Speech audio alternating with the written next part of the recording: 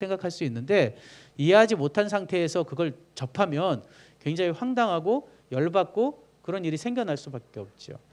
제 아들이요, 되게 모범생이고 되게 착해요. 이제까지 정말 착하게 뭐 별 문제 없이 컸어요. 앞으로는 어떨지 모르겠지만 지금까진 그래요. 근데 그 아이가 초등학교 6학년 때 있었던 일이에요. 일요일 날 아침에 식사를 하는데 제 아내가 약간 이제 뭐 잔소리를 했어요. 제 아내가 뭐 아들에게 잔소리할 일이 별로 없었는데 그때 제가 정확히 무슨 일인지 모르겠는데 아들에게 심하게 얘기한 것도 아니고 간단하게 뭔 잔소리를 조금 했어요. 그런데 아이가 평상시답지 않게 약간 짜증을 내는 거예요. 밥 먹다가.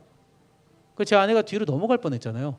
이제까지 한 번도 그랬던 적이 없는 정말 착한 아이였는데 갑자기 아이가 약간 짜증을 내니까 뭐 심한 짜증도 아니었지만 아무튼 이제까지 전혀 안 그랬던 애가 갑자기 짜증을 내니까 집사람이 막 열이 받아가지고 막 큰 소리를 내고 이러는 거예요. 너 어디 감히 막 뭐 이렇게 나오는 거죠. 그래서 제가 당신 조용히 있으라고, 내가 나중에 이야기할 테니까. 저는 이미 뭐 부모 교육을 하고 있었기 때문에 얘한테 사춘기가 왔구나, 좀 늦게 온 거죠. 보통 사춘기는 4학년 때부터 오거든요. 좀 늦게 온 거예요. 6학년 때. 그래서 그날 아들을 데리고 우리 동네 뒷산 도정산이라고 있는데 도정산을 같이 올랐어요. 저랑 등산을 자주 하거든요. 그날 아빠랑 산에 좀 가자. 그리고는 올라가면서 제가 이제 이야기를 했죠. 아까 엄마한테 왜 그랬어?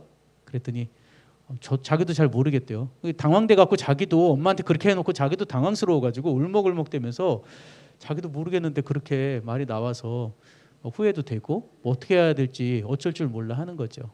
제가 그랬어요. 사춘기가 왔구나. 너 사춘기가 온 거야. 네가 잘못된 게 아니고 너에게 그런 모습이 온 거야. 그래서 제가 2주 후에 그 일이 있고 2주 후에 일요일 날 우리가 사춘기 아빠가 강의를 할 테니까 우리 가족이 한번 사춘기에 대해서 한번 이해하는 시간을 갖자. 그리고 내려갔어요. 내려가서 제 아내한테 얘기했더니 애들은 다 좋다는데 아내만 필요 없다는 거예요. 그런 거 자기는 다 알고 있다고. 지금 자기가 몰라갖고 이런 일이 생겨났는데 말이에요. 그래서 제가 이제 잘 사춘기에 대한 걸 나중에 설명하고 하면서 이제 이런 일이 있을 거야. 그러니까 너는 이런 일이 생기기 전에 한 번 더 생각해 볼 필요가 있어.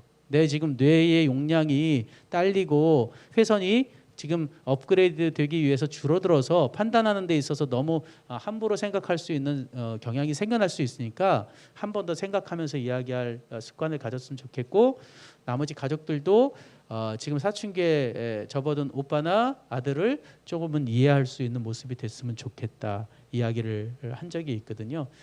대부분의 사춘기 때 오는 문제는 뇌에 의해서 이루어지는 거예요. 그래서 아이가 더 성장하고 더 많은 지식을 쌓을 수 있는 뇌로 업그레이드 되는 과정에서 오는 혼란이기 때문에 그런 것을 좀 이해할 수 있었으면 좋겠다는 생각이 듭니다. 청소년은 어른처럼 몇 가지 일을 동시에 할 수 있는 능력이 있다. 안 됩니다. 제가 아까 말씀드렸죠. 뇌의 용량이 업그레이드 되는 시기라 회선이 짧아져서 회선이 줄어들어서 2차선밖에 안 되기 때문에 한꺼번에 많은 일을 처리하지 못한다고요. 그러니까 아이들이 예를 들어 뭐 음악을 들으면서 공부한다거나 이런 건 사실은 거의 효율적이지가 않아요. 잘 안 되는 건데 우리는 그냥 그것에 도취돼서 한다고 생각해서 실질적으로는 효율이 떨어지게 하는 경우가 많은데 동시에 모든 것을 처리하기는 굉장히 어려운 시기죠. 그러니까 동시에 여러 것을 하도록 요구하는 것도 올바른 모습은 아니라고 할 수 있습니다. 세 번째, 청소년은 아동이나 성인보다 새로운 것에 대한 흥미가 훨씬 높다. 그것은 O입니다. 아까 대부분의 분들이 말씀해 주셨죠. 새로운 것에 대한 호기심이 왕성해지는 시기예요. 그런데 그런 호기심이 음란물이나 폭력물, 게임 뭐 이런 것에 끌리지 않도록 주의해야 되는 시기가 이 시기입니다. 그래서 이 시기에는 아이들에게 좋은 경험을 많이 해주고 함께 하는 시간을 많이 가져주는 게 중요해요. 그래서 여러분 가족 문화가 형성되어 있으면 참 좋아요. 우리 이광현 목사님 같은 경우는 캠핑이 아마 가족 문화였을 거예요. 또 자전거도 아마 가족 문화 중에 하나였던 걸로 제가 알고 있고요. 차를 이렇게 SUV 차 이렇게 해가지고 거기다가 뭐 캠핑도 같이 다니시고 자전거도 같이 타고 다니시고 뭐 그런 걸 제가 봤거든요. 그래서 그런 가족 문화가 하나씩 있으면 좋아요. 저희는 아이들과 함께한 가족 문화가 일단 여행.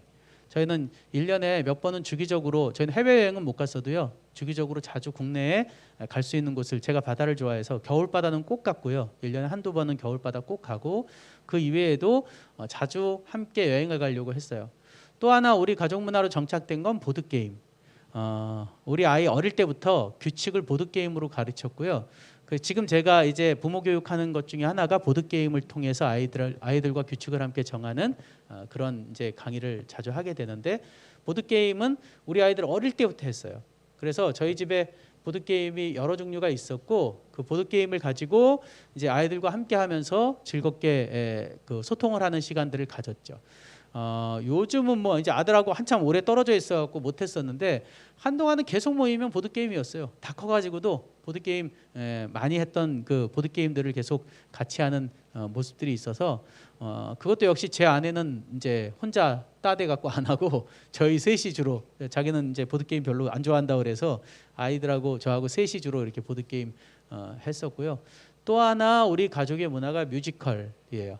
저희 가족은, 제가 뮤지컬을 되게 좋아해서, 제가 이제 음악을 원래 좋아하고 그래서 뮤지컬을 되게 좋아했는데, 그러다 보니까 자연스럽게 아이들 어릴 때부터 뮤지컬 함께 데리고 다니면서 저희 가족의 이제 그 문화로 아예 정착이 됐어요. 저희 아들 같은 경우는 예전에 예아단이라고 어린이 뮤지컬 단이 있었잖아요. 거기 단원이기도 했고, 그래서 더 관심이 있었고, 지금 코로나가 생기고 저희가 이제 속상한 것 중에 하나가 그 함께 뮤지컬을 못 가는 게 지금 이제 속상한 거예요. 작년 3월 초에 레베카라는 뮤지컬, 뮤지컬 중에서는 굉장히 유명한 거거든요. 옥주연이 주연하는 게 진짜 예매하기도 어렵고 힘든데, 그 간신히 우리 아들이 예매해서 그때 갔다 오고, 가족이 함께 가는 뮤지컬은 아직은 못 갔어요. 얼마 전에 집사람하고 광화문 연가인가 그거 보러 예술의 전당 한번 갔다 온 적은 있는데, 이제 코로나가 좀 잠잠해지면 아마 우리 가족이 뮤지컬 보러 갈 건데요.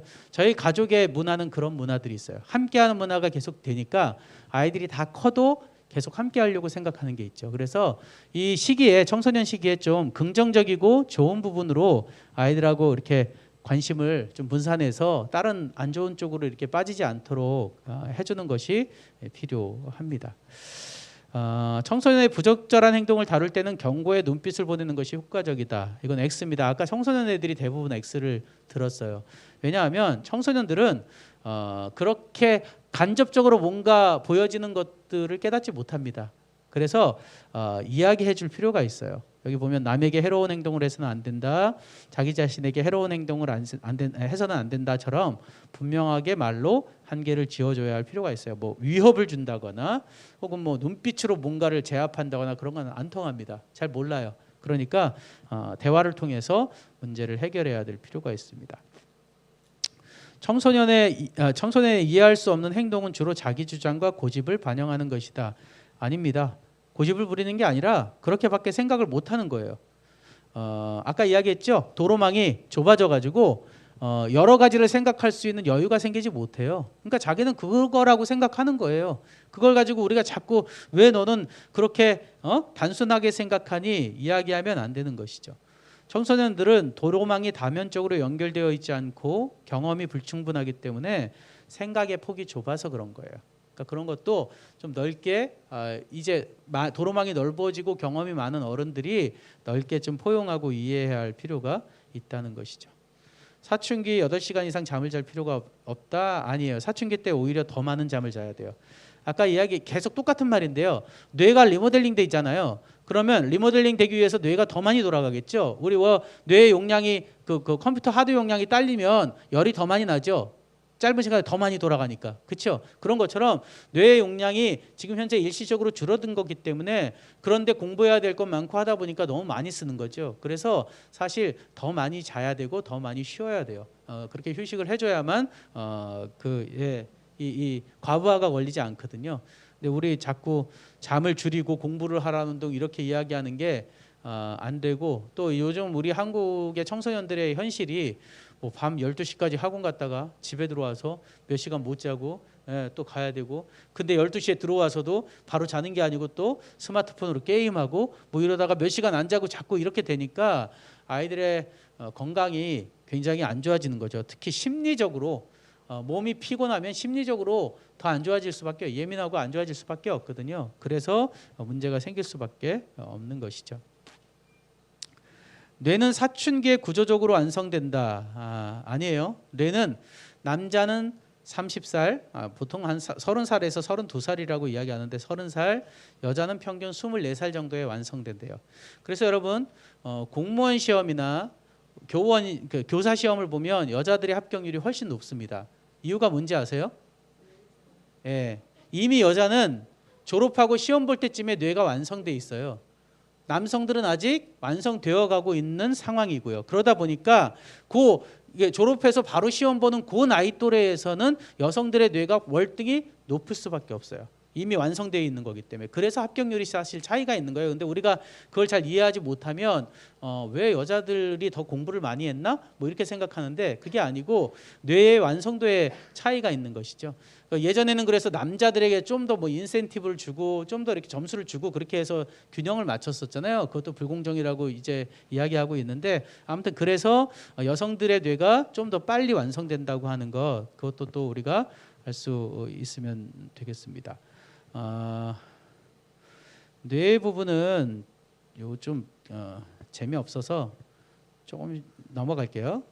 보면 그 뇌라는 게요, 뇌간 아까 이야기한 맨 지하 부분을 흔히 뇌간이라고 하는데 그 뇌간은 기본적으로 생명을 유지하는 역할을 하는 겁니다. 아이들 태어나자마자부터 완성되어 있는 게 뇌간인데 그게 뭔가 하면 호흡하고 그 다음에 숨쉬고 호흡하는 그런 아주 기본적인 것 소화하고 뭐 이런 기본적인 역할이 바로 뇌간을 통해서 이루어지는 거죠. 그래서 이 뇌간은 파충류와 같다고 해서 파충류의 뇌라고 흔히 이야기를 합니다. 그 뇌간을 지나서 1층으로 올라오면 변연계라고 이야기해요. 흔히 감정의 뇌라고 이야기하는데 우리 뇌 부분에서도 그 지하에서 올라오면 중간 부분, 이 중간 부분이 우리 뇌간이라고 이야기하는데 여기는 이제 감정의 뇌라고 흔히 이야기를 합니다. 그래서 포유류와 거의 같아서 포유류의 뇌라고 이야기해요. 그리고 아까 우리가 이야기했던 우리 뇌에 있어서 가장 위에 있는 가장 그 상위에 있는 것을 흔히 전두엽이라고 이야기하죠.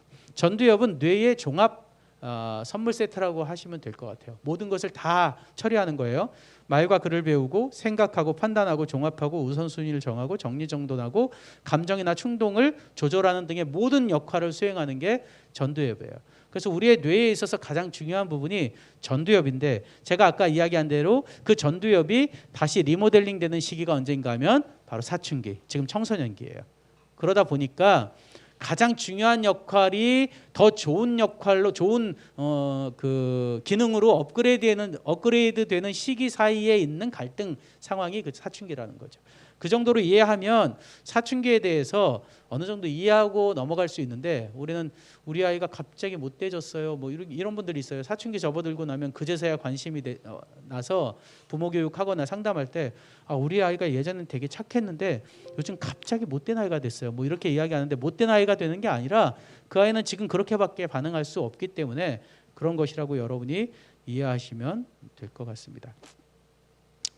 하나하나 좀 천천히 보시면서 한번 해 나가시고 시간이 없어서 다 다루지는 못하고요. 보면 빠르면 5, 6학년, 중학교 1, 2학년 때 사춘기에 접어들면서 전두엽이 대대적인 리모델링에 들어간다고 이야기하고 있죠.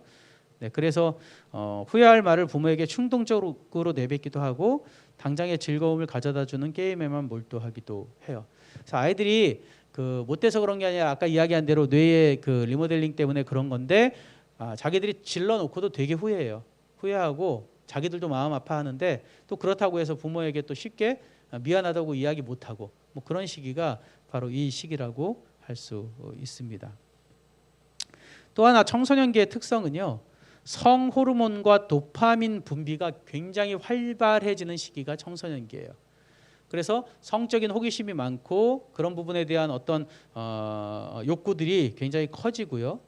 특별히 도파민이라는 건 이 도파민은 우리에게 있어서 굉장히 중요한 호르몬 중에 하나거든요. 이 도파민이 사라지면 우리에게 즐거움이 사라져요. 사실 즐거움을 주는 호르몬이라고 하는데 또 한편으로는 마약과 같은 호르몬이기도 해요.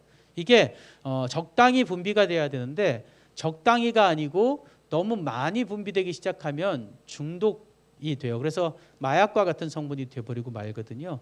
이 도파민은 즉각적인 쾌감과 스릴을 추구하도록 마음을 부추겨서 술, 담배, 게임과 같은 중독성 강한 물질이나 행위에 쉽게 빠져들도록 해요. 그래서 중독이 되면 도파민이 더 많이 분비되는데 그 도파민이 더 많이 분비된 것을 우리 몸이 다 흡수하지 못해요.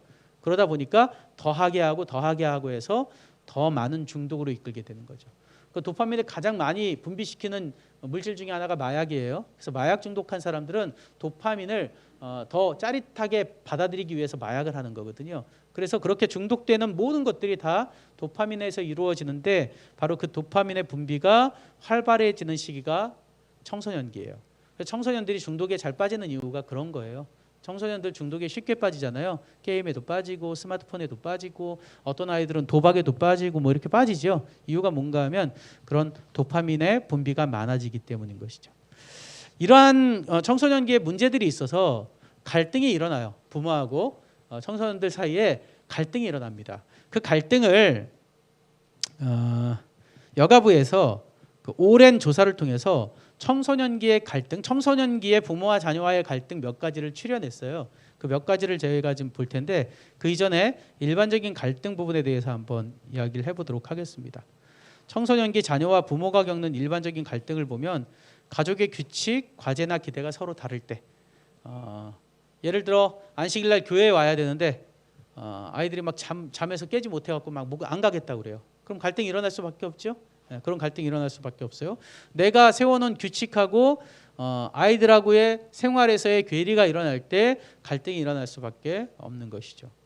자녀의 생활 습관, 옷 입는 모습 등에 대한 생각이 다를 때 또 갈등이 일어나요. 저희 딸아이도 지금 고등학교 3학년인데 중학교 3학년 때 이제 화장을 하는 걸 제가 알게 됐어요. 이거 뭐라 그래요? 립클로즈라고 그러죠. 립클로즈가 그 립스틱처럼 색깔이 있는 게 있더라고요.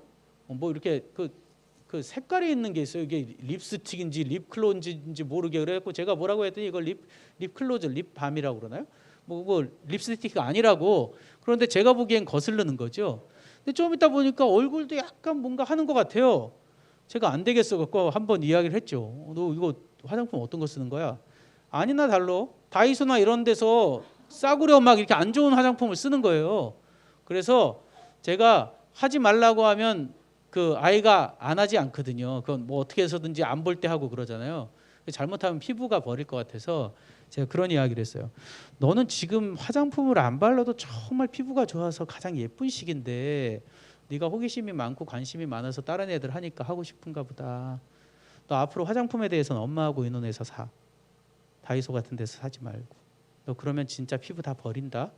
그래서 엄마하고 의논해서 하게 하도록 했거든요. 못하게 하면 안 하는 게 아니에요. 그럼 자꾸 엉뚱한 쪽으로 하게 되기 때문에 엄마하고 화장품은 꼭 의논해서 하라고 이야기를 했거든요. 그 이후에 뭐 그 화장을 절대 할 수 없는 학교에 들어가서 굉장히 보수적이고 율법주의적인 학교에 들어가서 화장하고 담 쌓고 거의 살았는데 요즘 뭐 가끔 하는 것 같아요. 화장을. 그래도 어찌됐건 화장품을 엄마하고 같이 해서 뭐 어디요? 뭐 이렇게 뭐 화장품 파는 데 있잖아요. 올리브영. 거기 가가지고 같이 엄마랑 사고 뭐 그러는 것 같더라고요.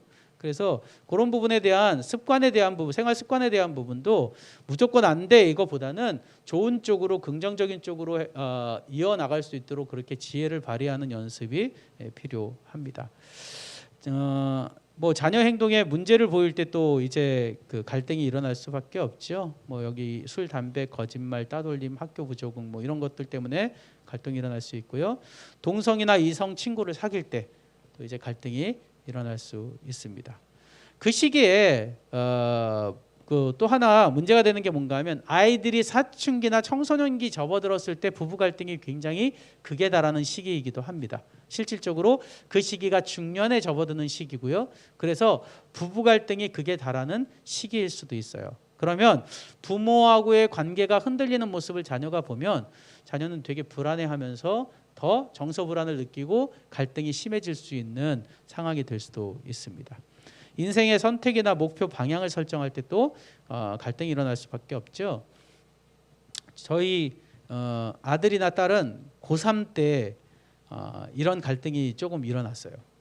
제 아들은 그 고등학교 2학년 때까지는 무조건 신학을 해서 목회를 하는 게 꿈이었어요. 어릴 때부터. 어릴 때는 제가 이제 뭐 큰 교회 목회를 한 게 아니니까요. 저는 뭐 부목사를 둬본 적이 한 번도 없었거든요. 그러니까 제가 목회를 하면 항상 자기가 옆에 와서 제 아들이 6살 때부터 제 옆에 서서 자기는 부목사라고 하면서 교인들에게 인사하고 그랬거든요. 제가 부목사입니다. 뭐 제가 가르쳤겠죠, 물론. 예? 그래서 자기가 부목사라고 하고 인사하고 그래서 교인들에게 되게 사랑을 받고 그랬어요. 그러더니 커서도 계속 목사를 하겠다고 했어요. 그러더니 고등학교 2학년 때 저는 이제 고등학교 1학년 때는 네팔을 한 달간 여름 방학에 보냈어요. 가서 이제 그 어려운 그 학교 그 왈데스 국제학교에서 이제 원하는 아이들 데리고 가는 이제 해외 캠프가 있는데, 예, 해외 봉사를 보낸 거예요. 네팔에 가서 이제 그곳에 네팔은 우리보다 훨씬 못 살잖아요. 가서 이제 우리가 얼마나 부유한 사람인지 그리고 그들을 위해서 뭘 해야 할지에 대한 어떤 마음을 가지고 왔어요. 네팔 갔을 때는 그때 아마 기억하시는 분 계실지 모르겠는데 네팔에 대지진이 난 적이 있어요. 그때였어요. 수많은 사람이 죽었던 그때 우리 아들이 거기에 있었어요. 그래서 다행히 우리 아들은 안식일 날 예배를 드리는데 교회가 막 지진으로 흔들려서 광장으로 나와서 광장에서 기도하고 그랬다고 그러더라고요. 그때 에피소드가 있는데 그때 이제 부모 카톡방이 있었어요. 근데 이제 하나님께서 잘 살려주셨잖아요. 저희가 그때 패스파인더 캠프로 사슴의 동산에 들어가 있을 때인데 처제가 연락이 온 거예요. 뉴스를 그날 토요일 날 저녁쯤에 네팔에 지진이 났다는데 큰 지진이 났다는데 주한님 괜찮은 거야? 근데 연락이 계속 안 되는 거예요. 그랬다 그 다음 날 이제 새벽에 연락이 됐는데 아이들 다 무사하고 걱정이 없다고. 근데 제가 얘기 들어보니까 그 아드라에서 그쪽 네팔에 이제 긴급 파견이 돼서 거기서 구호 활동을 한다 그래서 제가 교장 선생님에게 카톡방에 그렇게 가족 다 있는 카톡방이었죠. 거기 가 있는 가족 다 있는 카톡방에 아이들을 살려주신 하나님의 뜻이 있으니 그냥 그 안전하게 있다 돌아오기보다는 그 아들하고 연결해서 봉사활동 좀 하고 왔으면 좋겠다. 좀 늦게 와도 되니까 좀 그렇게 하시면 어떻겠냐 했다가 다른 부모들한테 욕을 바가지로 먹고 그때 엄청 막 항의를 받고 그랬는데 어찌됐건 아들이 그때 갔다 와서 참 철이 들었고요. 그리고 고등학교 2학년 때는 탄자니아를 보냈어요. 그때는 의료봉사로 미국의 의사 선생님들하고 같이 의료봉사를 갔는데 자기가 약사를 했대요. 이제 처방전을 주면 그 약을 이렇게 조제해가지고 주는 게 자기의 역할이었대요. 근데 문제는 그때 발생했어요. 자기는 이제까지 목회를 하는 게 하나님의 사명을 잘 이루는 일이라고 생각을 했던 거예요. 근데 가서 의사 선생님들이 봉사하는 걸 보니까 야, 꼭 목회만이 하나님을 하나님의 어떤 선교나 봉사를 위해서 필요한 게 아니다. 이것도 꼭 필요한 것이다라는 생각을 가지게 됐던 거죠. 그래서 그때 돌아와서 고등학교 3학년 초부터 의학을 해보는 게 어떨까 뭐 이런 이야기를 하는 거예요. 그래서 저희 집사람하고 저는 이제 비상이 걸렸죠. 남들은 뭐 의사 시키는 게 꿈인지 모르겠지만 저희는 절대 우리 아들만큼은 목회를 시켜야 되는 게 저희들의 절대 사명이어서. 근데 그렇다고 해서 아이의 꿈을 그냥 막을 수는 없잖아요. 그래서 이야기를 나눴죠. 아 그래? 그렇게 생각하는구나. 그런데 우리 가정 형편에 너를 지방에 있는 의대에 보내면 거기 뭐 학비도 비쌀 뿐만 아니라 지방에 가서 그 생활하는 비용까지 우리가 다 감당하기가 힘들어. 그러니까 네가 의대를 지원할 거면 서울 안에 있는 의대를 지원해. 그러면 아빠가 허락해 줄게. 제 아내하고는 그때 의논을 많이 했는데요. 그래서 내린 결론이에요. 어차피 서울 안에 의대를 지원하면 떨어질 게 거의 확실시 돼서 제가 서울 안에 있는 의대를 지원하라고 했고 그래서 경희대 의대를 지원해서 떨어졌어요. 근데 제 아들하고 약속한 게 뭐였는가 하면 의대 지원해서 떨어지면 수시 의대 넣어서 떨어지면 그게 이제 학교장 추천으로 하는 그 수시 목의 종합 전형인가 뭔가가 있었어요 그때. 그래서 떨어지면 자기는 신학이 하나님께서 자기에게 허락한 유일한 길이라고 생각하고 신학과 가겠다 했는데 결국 그렇게 해서 신학과를 잘 들어갔죠. 이번에 딸내미도 저희를 좀 속을 썩였는데요. 저희는 그냥 옛날부터 하은이가 그 간호학과를 가겠다고 했고 36대 간호학과를 간다고 했어요. 36대나 36보건대. 근데 갑자기 고3 그 불과 몇 개월 전이에요. 여름방학 때쯤에 자기는 수의학과를 가고 싶다는 거예요. 수의학과. 그래갖고는 갑자기 이제 수의학도 같이 지원하게 해달라는 거예요. 또 막으면 안 되잖아요, 그걸. 저희 집사람이나 저는 삼육대나 삼육보건대 간호학과 가는 게 가장 안전하다고 생각해서 그렇게 생각했는데 자기의 또 뜻이 그러니까 뭐 어쩔 수가 없었어요. 그래서 2군데 말고 4군데 수의학과를 더 넣기는 했어요. 지금 제 아내하고 바라는 건, 기도하는 건 수능을 잘 못 보기를 바라고 있어요. 수능을 잘 봐서 3과목 합이 5가 되면 뭐 그러니까 1등급, 2등급, 2등급을 받든지 뭐 그렇게 되면 지원할 수 있는 자격이 되거든요. 그래서 지금 걱정이 되는데 어찌 됐건 무조건 막는 게 아니라 아이들하고 소통을 해 나가면서 아이들의 길도 좀 열어주고 좋게 이렇게 의논을 해야 돼요. 그래서 집사람하고 요즘 얘기는 혹시 합격을 하면 수의학과에 합격하면 어떻게 할까 지금 그거 가지고 요즘 의논하고 있거든요. 근데 아무튼 뭐 우리 이광현 목사님하고도 아까 잠깐 얘기 나눴는데 이광현 목사님은 그냥 되면 거기 보내는 게 더 낫다 뭐 이런 말씀도 하시고 그러는데 아무튼 잘 의논하고 기도해봐야 할 필요가 있죠. 이렇게 인생의 선택이나 목표나 방향을 설정할 때 일방적으로 부모의 뜻에 의해서 설정하는 게 아니고 함께 소통해 가면서 하는 것이 필요한 것이죠. 예를 들어 우리 아들이 의대 지원한다고 했을 때 제가 무조건 안 돼 맞고 난 다음에 신학과를 보냈으면 나중에 원망이 돌아올 수도 있겠죠. 그렇죠? 그러나 그때 충분히 자기가 노력하게 했고 노력의 결과가 안 됐으니까 뭐 그런 부분에 대해서 나중에 불만을 갖거나 그러진 않으리라 생각이 들어요. 그래서 여가부에서 청소년기에 그 가장 많이 갈등이 일어나는 5가지의 주제를 선정을 했어요. 물론 여러분 가정의 문제는 아닐 수도 있어요. 그런데 일반적으로 모든 청소년기 가정의 가장 큰 문제를 이루는 5가지 파트, 5가지 주제가 뭔가 하면 바로 이거예요. 이성교제, 공부, 친구관계, 중독, 용돈. 이 5가지가 가장 심각한 부모와 자녀 사이의 갈등이 일어나는 요인이고 그 중에서도 최근에 가장 심각하게 가장 많은 가정에서 이야기되는 갈등은 중독이에요. 특히 스마트폰 중독 이 부분이 가장 많은 부분을 이루고 있습니다. 첫째 이성교제예요. 이성교제는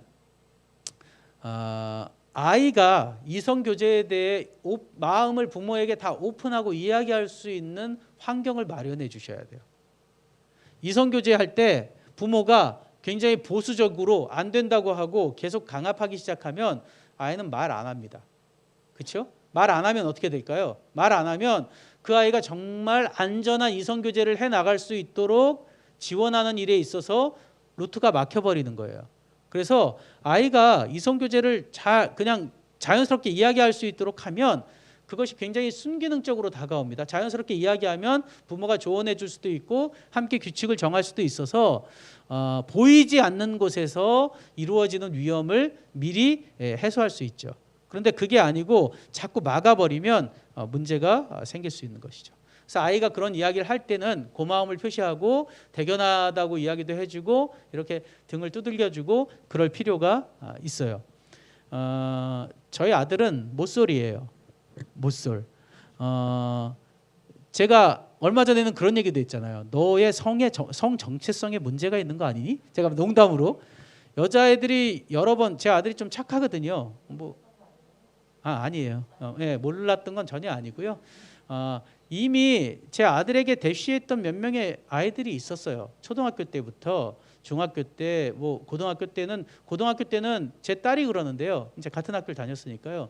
거의 신적인 존재였대요. 학교에 가보니까 오빠가 완전 인기가 짱이고 지만 늘 아니라고 이야기하더라고요. 아이가 좀 착하고 이러니까 되게 이렇게 인기가 많았던 거예요. 뭐 얼굴이 아주 못생긴 편도 아니고 하니까 인기가 어느 정도 있었는데 자기는 관심이 별로 없었던 거죠. 계속 철벽을 치니까 제가 생각할 때는 그냥 농담으로 그런 얘기를 한 거죠. 너 여자에게 관심이 없고 남자에게 관심 있는 거 아니냐? 내가 막 그런 얘기도 하고 그랬었는데 남자애들하고만 엄청 친하게 잘 지내고 친구들이 엄청 많거든요. 제 아들이. 근데 아무튼 아들은 뭐 이제까지 이성교제를 한 번도 안 했고 뭐 그런 것에 대해 아직까지는 관심이 없는 것 같아요. 근데 딸내미는 반대로 초등학교 때부터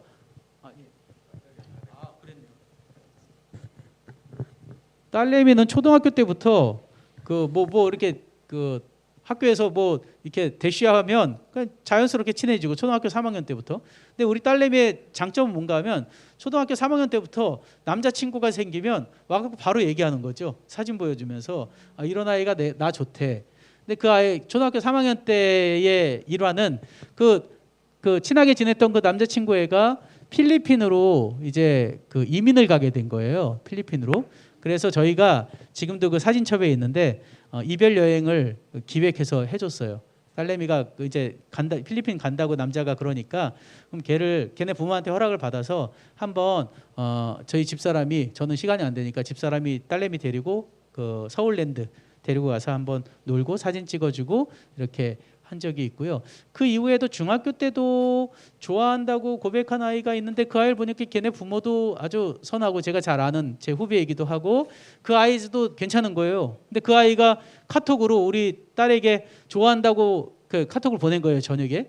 보내자마자 바로 우리한테 가져와서 얘가 이렇게 고백했다고 이야기를 하는 거죠. 그럼 뭐 이제 그렇구나. 그 아이는 그 부모도 내가 잘 아는데 아빠 후배인데 그 부모도 참 좋고 그 아이도 뭐 아는 아이니까 정말 괜찮은 아이니까 잘 지내봐. 뭐 괜찮은 거지 뭐 그렇게 했는데 자기가 생각할 때 이제 고등학교로 딴 데로 자기가 가고 이러니까 이제 그 아이에게 미리 이별을 고했다고 그러더라고요. 난 이제 대학교 들어가서 공부 열심히 해서 그래서 대학 들어가야 되니까 우리 정신 차리고 대학 공부 열심히 하자 뭐 이렇게 해갖고 뭐 정리했다 그런 얘기도 하고 우리 딸아이는 지금도 그런 이야기들을 자연스럽게 하거든요. 자연스럽게 하면 좋은 게 뭔가 그 아이에게 지켜야 할 선이 무엇인지 안전하게 이성교제하는 게 무엇인지 그런 부분에 대한 걸 쉽게 이야기할 수 있어요. 근데 그걸 자꾸 막아버리면 결국 보이지 않는 곳에서 굉장히 큰 위험으로 자라나게 될 수밖에 없는 것이죠. 그래서 이성교제할 때는 이렇게 공감해 주시고 응원도 해 주시고 대신 이성교제의 환경과 규칙을 함께 만들어가는 연습을 하셔야 되겠죠. 어두운 환경 아니라 좀 밝은 곳에서 그리고 시간을 어느 정도 선 지킬 것인지 그런 걸 함께 의논하는 연습이 필요합니다. 두 번째 공부예요. 공부는 아이들에게 좀 자신감이 필요해요. 공부에 대해서. 너무 우리 부모들은 특히 우리 한국 어머니들은 아이들의 공부에 대해서 너무 선을 너무 높게 생각하는 경향들이 있어요. 무조건 자기 친구 딸, 자기 친구 아들만큼은 해야 되는 걸로 생각해서 우리 아이는 60점인데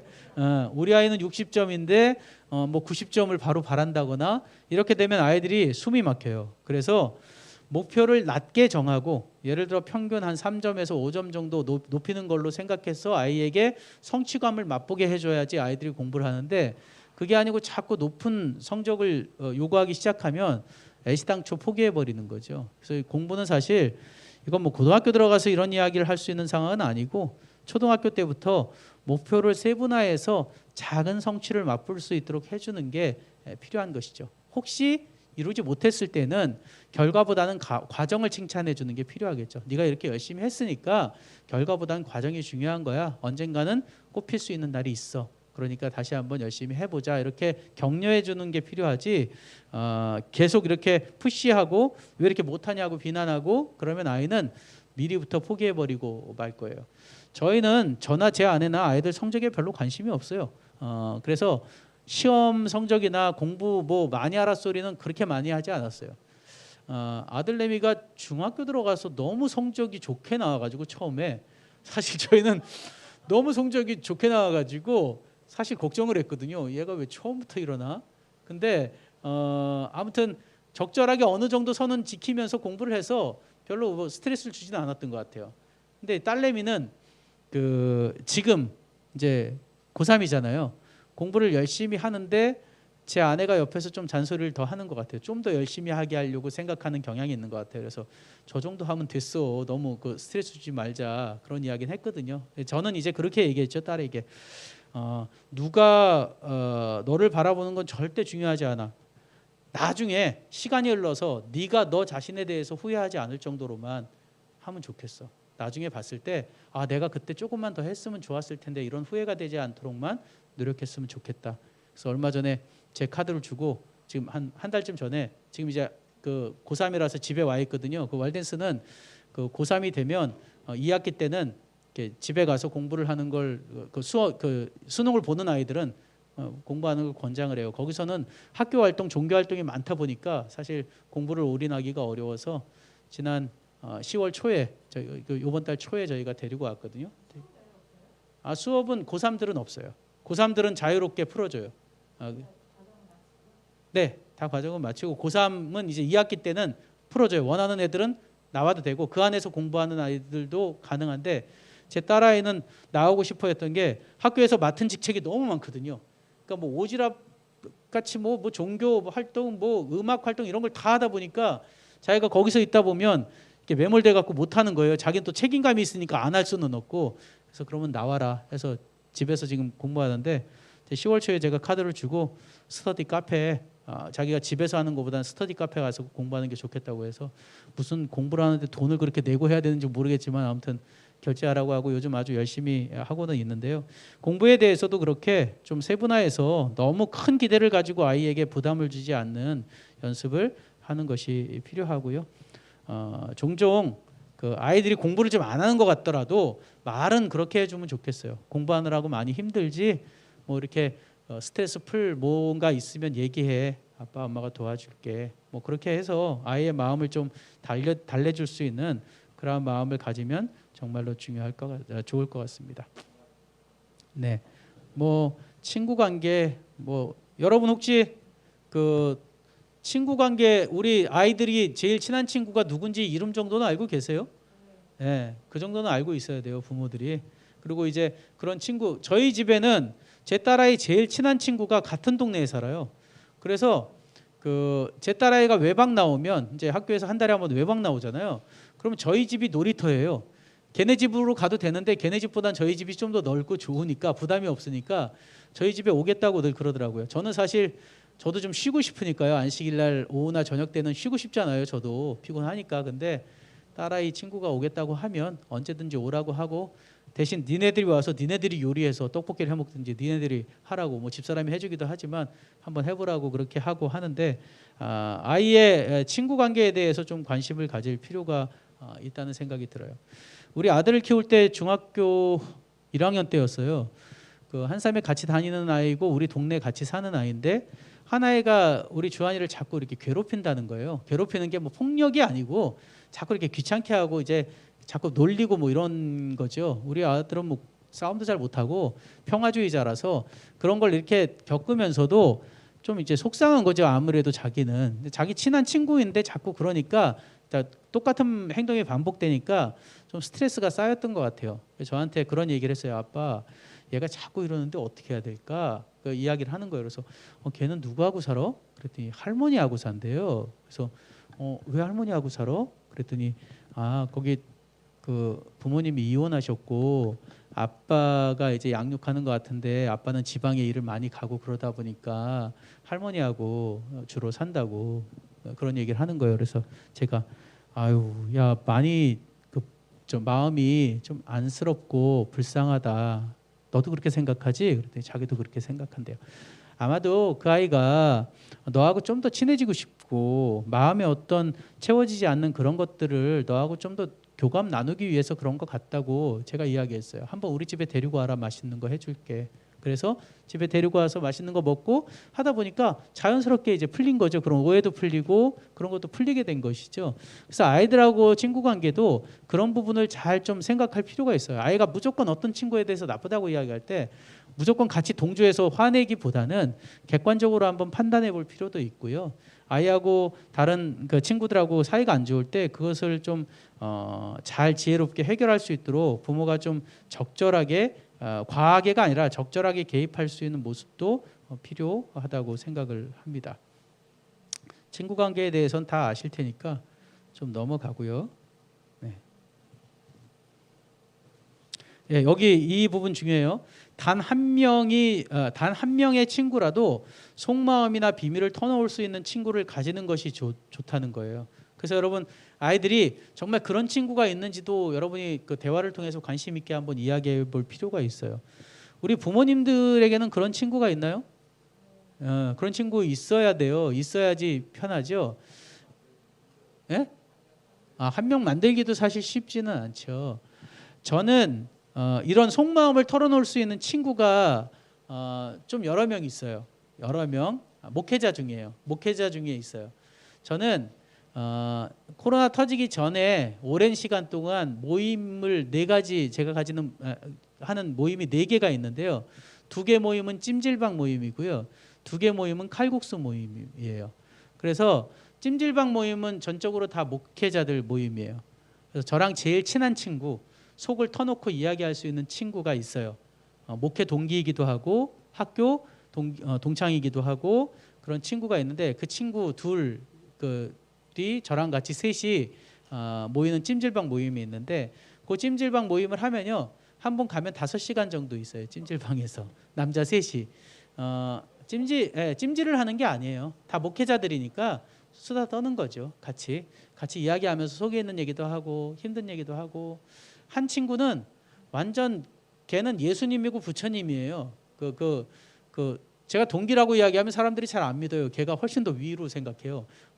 훨씬 더 위로 생각하는데 원래 이제 목회는 저보다 먼저 나왔는데 이민용 목사라고 있어요. 이민용 목사라고 뭐 아주 예수님이라고 소문나 있는 친구 있는데 그 친구하고 여기 강남중앙에 박문규 목사라고 그 친구가 저랑 제일 친한 친구인데 셋이 모여서 찜질방에 가서 셋 다 찜질방 좋아하니까 가서 이야기 나누는 거예요. 이야기 나누고 다른 한 찜질방 모임은 제 동기하고 그다음에 저보다 1년 선배들 그 선배 목회자들하고 이렇게 주기적으로 모여서 하는 모임이 있고 또 이제 저랑 같이 친하게 지내는 뭐 박상길 목사님이라고 있어요. 서종환 앞에 지금 용인교회가 계신데 거기하고 동종환 앞에 유창종 목사라고 또 설교 잘하는 목사인데 셋이 또 칼국수 모임. 네, 칼국수만 먹어요. 칼국수 모임. 또 하나는 이제 36 서울병원에 뭐 윤영한 목사하고 몇 명 그 36 서울병원 관계자들하고 하는 칼국수 모임. 유일하게 코로나 터지고도 모임이 끊기지 않은 건 그 36 서울병원에 있는 그 칼국수 모임이에요. 거긴 주기적으로 만나서 칼국수 먹거든요. 뭐 먹는 게 중요한 게 아니고 먹으면서 이야기 나누는 거죠. 이런저런 이야기를 나누면서 속에 있는 얘기 나누면서 힘도 얻고 이렇게 격려도 해주고 우리 그 36 서울병원 칼국수 모임 중에 그 4명인데 그 중에 한 명 제일 후배 제 경영학과 1년 후배가 사실 일찍 이혼을 했었어요. 이혼을 했는데 얼마 전에 10월 9일 날 재혼을 했어요. 그러니까 아주 신실하게 믿는 한 여집사님하고 재혼을 해서 우리 그것도 축하해주고 박수도 쳐주고 뭐 그런 일도 있었는데요. 그렇게 좀 친한 친구가 한 명이라도 있어야 돼요. 우리 자녀들 중에도 있는지 한번 여러분이 파악해 보시고 여러분들에게도 꼭 있는 모습을 이렇게 좀 나눠주시고 할 필요가 있습니다. 4번째가 중독이에요. 여러분 이 중독은 짧은 시간에 다룰 수 있는 사실 그 주제는 아니에요. 제가 아까 말씀드렸죠. 사춘기 시기에 이 도파민이 많이 분비되기 때문에 중독에 쉽게 빠진다고요. 특별히 가장 쉽게 접할 수 있는 중독에 너무 쉽게 빠지게 되고 그렇게 되면 결국 그 중독이 그냥 사춘기가 지나면 끝나는 게 아니라 이미 습관된 것이기 때문에 계속 이어질 수 있거든요. 그래서 특별히 이 스마트폰 중독이 가장 쉽게 접할 수 있고 내 손 안에 있기 때문에 쉽게 중독에 빠질 수 있는 요인이 될 수 있다는 것이죠. 그래서 이 스마트 미디어를 무조건 부정적으로만 생각할 게 아니라 어떻게 긍정적으로 좀 잘 사용할 수 있도록 교육할 것인가 이게 필요하다고 생각을 합니다. 그래서 스마트 미디어 사용을 자제해야 하는 시간과 장소를 가족 회의를 통해서 정해놓는 게 필요해요. 저 같은 경우는 식탁에서는 절대 스마트폰을 쓰지 못하도록 이야기하고 있어요. 뭐 제가 잔소리하니까 지켜지긴 하는데 어떤 경우에는 뭐 이렇게 카톡을 하면서 스마트폰 식탁에 와 앉아가지고 밥 숟가락 안 들고 여전히 카톡을 하고 있는 경우가 있어요. 우리 딸내미 같은 경우는 그런 경우는 이제 물리적인 제재가 들어가죠. 하지 마, 덮어라고 제가 이야기를 하는데 어찌됐건 장소와 시간도 언제까지 사용할 것인지 얼마를 사용할 것인지 그것을 함께 정해야 할 필요가 있습니다. 가족이 함께 정해서 함께 지켜야 되는 거죠. 아이들만 지키는 게 아니라 부모가 모본을 먼저 보여야 돼요. 부모는 다 하면서 자식에게 하지 말라고 하면 그건 절대 씨가 먹히지 않아요. 그래서 그렇게 할 수 있도록 하는 연습이 필요하고 잠잘 때는 꼭 떨어뜨려 놓고 자도록 하면 좋을 것 같아요.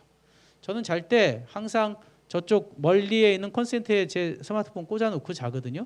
근데 어떤 경우는 보면 뭐 머리맡에 스마트폰 그 놔두고 자는 경우도 있고 뭐 우리 집사람도 그렇고 아이들도 그렇고 그런 경우가 있어요. 그래서 그렇게 하지 않도록 그 이렇게 함께 규칙을 정하는 그러한 연습이 필요할 것 같습니다. 자녀들이 이미 다 스마트폰이 있으시죠? 사실 스마트폰의 시작은 늦으면 늦을수록 좋대요. 이 스마트폰 중독 강사하는 사람들이 최대한 늦출 때까지 늦추라고 이야기하는데 그게 언젠가 고등학교 졸업할 때까지라고 이야기하는 경우가 참 많아요. 그래서 최대한 늦출 수 있으면 늦추는 게 좋아요. 왜냐하면 내 손 안에 들어오면 나도 모르게 거기에 다 빠져들어가게 되기 때문에 늦출 수 있는 게 좋은데 늦출 수 없다면 그 미리 시작할 때 규칙을 정하는 게 중요하고 이미 아이들에게 스마트폰이 있다면 스마트폰을 바꿔줄 때 규칙을 정하는 게 또 중요해요. 바꿔줄 때. 왜냐하면 지금 현재까지는 스마트폰이 누구의 소유일까요? 스마트폰은 누구의 소유예요? 아직까지는 부모의 소유예요. 부모가 요금 내주고 부모가 스마트폰 사주잖아요. 그러니까 그 소유권에 대한 확실한 이해를 먼저 시킬 필요가 있어요. 이건 네 게 아니고 내 거야. 부모 거야. 그러니까 부모 거니까 우리하고 규칙을 정해서 사용하는 연습을 네가 해야지만 해줄 수 있는 거야. 아이들이 스마트폰을 바꾸고 싶은 마음이 들 때는 그런 규칙을 함께 정해서 하면 좋을 것 같아요. 제 아들 같은 경우는 이제 고등학교 졸업하고 스마트폰을 샀어요. 우리가 그렇게 한 게 아니고요. 아들 녀석이 미리 그렇게 정했어요. 제 아들이 이제 태광삼육초등학교를 다녔는데요. 거기는 뭐 저희 같은 목회자 자녀들도 오지만 대부분 부자 자녀들이 많이 오잖아요. 사립초등학교니까. 아이들이 뭐 초등학교 1학년, 2학년 때부터 스마트폰 나온 지 얼마 안 된 그 시점부터 아이들이 들고 다니는 아이들이 많이 있었고 제 아이는 6학년, 중학교 1학년 때까지도 아예 스마트폰이 아니라 핸드폰 자체가 없었어요. 없었는데 제 아이 제일 친한 친구의 하나가 5학년 때 그 부모님이 스마트폰을 사준 거예요. 그 아이에게. 그 아이가 스마트폰을 사기 전까지는 정말 공부도 잘하고 정말 이렇게 선행도 잘하고 제 아들하고도 정말 좋은 이렇게 놀이도 하고 재밌게 잘 지냈던 아이인데 1년의 시간을 그 아이를 지켜보면서 아들이 이 스마트폰은 정말 문제가 심각하구나를 스스로 깨달은 거예요. 그 6학년 그 식사를 6학년 때 하루는 식사를 하는데 식탁에서 그래요. 아빠, 저는 핸드폰을 대학교 들어가서 할 거예요. 그러더라고요. 왜? 아빠는 내년 되면 사주려고 그랬는데 물론 그 핸드폰은 스마트폰이 아니라 그 폴더폰 얘기였죠. 저는 이제 폴더폰을 해주려고 생각을 했었는데 왜? 그랬더니 그 사연을 얘기하는 거예요. 누가 알잖아요. 알지, 너랑 친한 아이니까. 그 아이가 1년 만에 아이가 완전히 망가졌고 공부도 못하게 됐고 인성도 이상해졌는데 자기가 생각해 보니까 스마트폰 때문이라고 생각하는 거죠. 그래서 자기는 스마트폰을 대학교 들어가서 하겠다. 핸드폰을 대학교 들어가서 하겠다.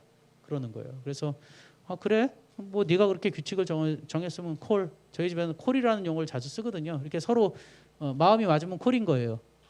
옆에서 밥을 먹던 딸내미가 오빠가 그렇게 얘기하니까 자기도 경쟁심이 생겨서 자기도 그렇게 대학교 들어가서 하겠다고 이야기를 한 거죠. 제 아들 녀석은 대학교 들어가기 전까지 스마트폰 해달라고 단 한 번도 얘기해보지 않았어요. 자기가 규칙을 정한 거고 제가 오히려 혹시 필요하지 않니 너? 필요하면 언제든지 얘기해. 그럼 뭐 해줄 수도 있어. 그랬는데 자기는 필요 없다고. 이제 폴더폰은 해줬어요. 저희가 너무 불편해가지고 어쩔 수 없이 제가 아들 사정해서 중학교 1학년 말에 해줬는데 그때도 사연이 있어요. 제 아들이 저에게 했던 가장 명언이었어요. 그게 뭐였는가 하면 그때 당시에 폴더폰을 하려고 했더니 20만 원 정도를 돈을 내야 되더라고요. 근데 스마트폰은 그때 무료폰이 많았어요. 뭐 소니나 이런 좀 저가폰은 무료폰이 많아서 저희가 하려고 하다가 20만 원이 아까워 갖고 제 아들에게 그런 얘기를 했죠. 야, 그 20만 원 돈을 내야 되니까 그냥 스마트폰 해라. 스마트폰이 더 좋지 뭘 폴더폰을 가지려고 그러냐 했을 때 제 아들이 뭘 했는가 하면 20만 원이 중요해요. 제가 중요해요. 이야기했어요. 그래서 결국 폴더폰 해줬어요. 돈 20만 원 안 아깝다고 생각하고 그냥 폴더폰 해줬는데 졸업할 때까지 단 한 번도 사달라고 안 했고 대신 제가 약속했어요. 너 대학 들어갈 때 고등학교 졸업하고 대학 들어갈 때 제일 좋은 걸로 해줄게. 제일 좋은 걸로 해줬습니다. 아직까지도 그 제대할 때까지도 아직 그거 들고 다니고 있는데 8 그 뭐예요 그거 아이폰 8 A 아직 들고 다니고 있는데 딸내미는 중간에 엄마랑 이상한 반칙을 써가지고 엄마가 뭐 성적 뭐 잘 받으면 자기 생각엔 절대 불가능한 성적이라고 생각해서 그런 약속을 한 것 같은데 둘만 그걸 맞아버린 거예요. 그래서 딸내미는 해줬지만 중3 때 해줬지만 결과적으로 스마트폰을 못 쓰는 학교로 들어갔고 뭐 그 학교에는 스마트폰 못 쓰기 때문에 결과적으로는 뭐 대학 들어갈 때 제대로 된 거 해야 될 상황이 되는 것이죠. 그래서 스마트폰을 사용하더라도 부모가 함께 규칙을 정할 수 있도록 대화를 나누면서 함께하는 연습을 좀 가지셨으면 좋겠다는 생각이 듭니다. 그리고 이 스마트폰 제어하는 앱이 있어요. 저희 딸아이는 이제 중3 때 할 때 그런 앱을 까는 걸 아예 동의를 하고 자기는 카톡밖에 다른 건 아무 필요도 없다고 그래갖고 그 고삼폰이라고 해서 있어요. 고삼폰이라고 해서 딱 원하는 어플 한두 가지만 해놓고 나머지는 못 쓰게 하는 돈을 줘야 돼요. 돈 8만 원 내고 저희가 그렇게 만들었거든요. 그렇게 아예 제어하는 기술자에게 맡겨서 제어하는 그게 있었어요. 그래서 카톡하고 사진 찍는 앱 말고는 아예 사용하지 않는 걸로 함께 이야기해서 그렇게 쓰다가 그 스마트폰이 2년 만에 고장 나서 그 이후에 그 아들이 쓰던 거를 이제 아들이 쓰던 게 아니군요. 아이폰 6였는데 그거 어디서 중고로 샀는지 어쨌는지 제 아내가 해갖고 주면서 그때 이제 앱을 깔고 함께 관리하는 걸 했는데 어찌됐건 고등학교 들어가면서 전혀 못 쓰게 돼가지고 쓸 수 없게 돼서 뭐 지금 이제 다시 그걸 쓸 수 있게 되긴 했는데 어찌됐건 그렇게 함께 논의해서 하는 게 필요하다는 부분을 아시면 좋겠고요. 마지막 용돈 부분이에요. 뭐 용돈에 대한 그 갈등은 별로 없으시죠? 있으세요? 용돈에 대한 갈등이 있으세요, 아이들하고? 별로 없으시죠? 용돈은 정해주는 게 좋아요. 초등학교 때부터. 그래서 처음에는 일주일 단위로 주면 되고요. 아이들이 아직 용돈 관리를 잘 못할 때는 일주일 관리로 주시고요. 그 다음에 어느 정도 관리를 한다 싶으면 한 달 단위로 주시는 게 좋아요. 왜 좋은가 하면 그렇게 해야 아이들이 그 돈 관리에 대한 부분을 이해하고 알 수 있기 때문에 그렇게 하는 게 아이들을 부자로 만드는 습관의 중요한 요인 중에 하나예요. 그래서 한 달 단위로 용돈을 주시되 청소년기면 한 달 단위로 용돈을 주시되 용돈 기입장을 좀 쓰게 하시고 어떻게 썼는지를 알게 하시고 하셔서 함께 잘 관리할 수 있는 모습이 됐으면 좋겠어요. 아마 요즘은 용돈 기입장도 앱으로 다 나와 있으니까 그렇게 그 관리하는 연습을 하게 하시는 게 굉장히 중요할 것 같고요. 만약에 아이들이 용돈 관리를 잘한다 싶으면 그 다음엔 좀 더 업그레이드 하셔야 돼요. 그게 뭔가 하면 생필품 있잖아요. 자기 옷이나 혹은 자기 뭐 필요한 물건들조차도 아이들에게 직접 사게 한번 가르치는 것도 필요하다고 합니다. 저희는 그것까지는 못했는데 그렇게 해야 아이들이 좀 더 독립적인 재정 관리를 할 수 있다고 흔히 이야기하더라고요. 용돈 관리 강의하는 분들은 그런 이야기를 함께 하더라고요. 그래서 필요와 욕구를 구분하게 하는 게 필요해요. 꼭 필요한 것과 가지고 싶은 것을 구분할 수 있는 연습을 하게 하셔서 꼭 필요한 건 꼭 써야 되는 거죠. 하지만 가지고 싶은 건 자기의 능력 범위 안에서 그리고 과하지 않은지 판단해 보는 그런 모습 속에서 해 나가도록 하는 게 필요하다고 이야기를 합니다. 좀 다 넘어가고요. 아까 이야기한 대로 용돈 외에 의류, 준비물, 기타 소비 이런 것들을 맡겨서 한번 해보게 하는 연습도 할 수 있었으면 좋겠습니다. 마지막 부분 좀 보고 정리하도록 할게요. 이 부모의 시점을 봤을 때요. 노잉 포지션이 있고 난 노잉 포지션이 있다고 그러더라고요. 노잉 포지션은 뭔가 내가 네 성격을 아는데 내가 겪어봐서 아는데 내가 배워서 아는데 마치 부모라는 입장이 다 아는 것처럼 아이에게 이야기하는 게 노잉 포지션이에요. 반면에 난 노잉 포지션은 뭔가 아이에 대해서 모른다고 생각을 하는 거예요. 그래서 어떻게 해요? 질문하는 거죠. 그게 어떤 얘기인데 어떻게 생각하니? 내 생각은 어떠니? 그랬구나. 공감해 주는 게 난 노잉 포지션이에요. 우리 부모들이 흔히 착각하는 것 중에 하나가 다 안다고 생각하는 거죠. 그게 오히려 아이들을 망가뜨릴 수 있는 지름길이 될 수 있다고 생각해요. 그래서 내가 저 아이는 독립적인 존재고 저 아이는 내가 다 알 수 없는 존재라는 것을 생각해 보면서 여러분들이 판단하는 그런 삶이 되었으면 좋겠다는 생각이 듭니다. 마지막 한 말씀 드리고 마치도록 할게요. 여기 두 개의 창이 있습니다. 하나는 열린 창이고요. 또 하나는 닫힌 창이에요. 어떤 창문이 아름답죠? 열린 창문이 아름답죠? 열린 창문이 아름다운 이유가 뭘까요? 아마 밖에 아름다운 풍경을 볼 수 있기 때문이 아닐까 생각합니다. 저 창문은 단순한 창문이 아니고요. 우리 사람의 마음에 있는 문을 이야기해요. 마음에 있는 창문이에요. 특히 우리 자녀들의 마음의 창문은 초등학교 한 4학년 되기 전까지는 부모에게 다 열려 있답니다. 초등학교 4학년 전까지는요. 초등학교 4학년은 제가 지난번 말씀드렸지만 사춘기가 시작되는 시기예요. 사춘기가 시작되기 전까지 아이들의 마음은 부모에게 다 열려 있어요. 그런데 그 열려 있는 그 창문 안에 아이들이 그 마음 안에 사진 앨범을 하나씩 다 가지고 있습니다. 그래서 그 사진 앨범에다 사진을 찍어서 저장해요. 특별히 부모의 사진을 저장합니다. 그 사춘기 되기 전에 열려 있을 때 그 앨범에 부모의 좋은 사진을 많이 저장해 놓은 아이들은 사춘기가 돼서 저렇게 문이 닫히기 시작해도 끊임없이 열고 닫으면서 부모와 잘 소통을 해요. 왜냐하면 좋은 사진이 많으니까 부모와 소통하면 손해보진 않을 것이다 생각하기 때문에 늘 문을 열고 닫으면서 부모하고 좋은 소통을 나눕니다. 반면에 이 시기에 안 좋은 사진을 많이 찍어 놓은 부모들은, 안 좋은 사진을 찍어서 아이의 마음에 가슴에 저장해 놓도록 한 부모들은 아이들이 절대 소통하려고 하지 않죠. 문을 꽉 닫아버려요.